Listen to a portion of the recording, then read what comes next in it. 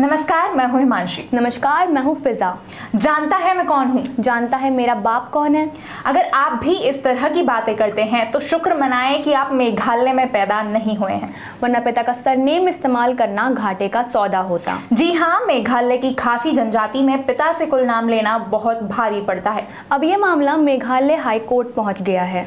चलिए पूरे मामले की परतों को उठाते हैं और समझते हैं कि मामला क्या है।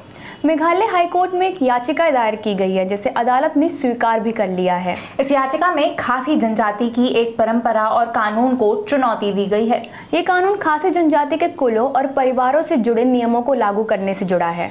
खासी जनजाति का समाज कस्टमरी लॉ यानी रूढ़िगत कानूनों से संचालित होता है। इनका कस्टमरी लॉ यह व्यवस्था करता है कि एक बच्चे को अपनी माँ से ही सरनेम लेना होगा।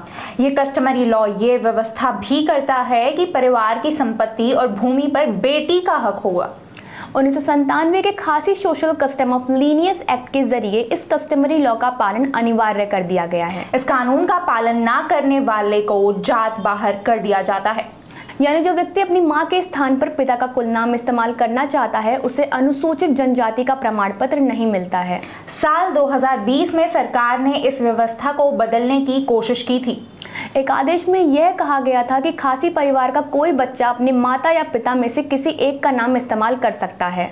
इस आदेश में यह भी कहा गया कि सरनेम क्या है इस आधार पर अनुसूचित जनजाति प्रमाण पत्र देना या ना देना तय नहीं होगा। लेकिन साल 2024 में यह आदेश वापस ले लिया गया था। बल्कि साल 2023 में एक संशोधन के जरिए खासी जनजाति के कस्टमरी लॉ से जुड़े कानूनों को और सख्त कर दिया गया। कानून में संशोधन के जरिए एक ट्रिब्यूनल की व्यवस्था की गई है। खासी जनजाति के कुलों और परिवारों से जुड़े विवादों को निपटाने की जिम्मेदारी इस ट्रिब्यूनल को दी गई।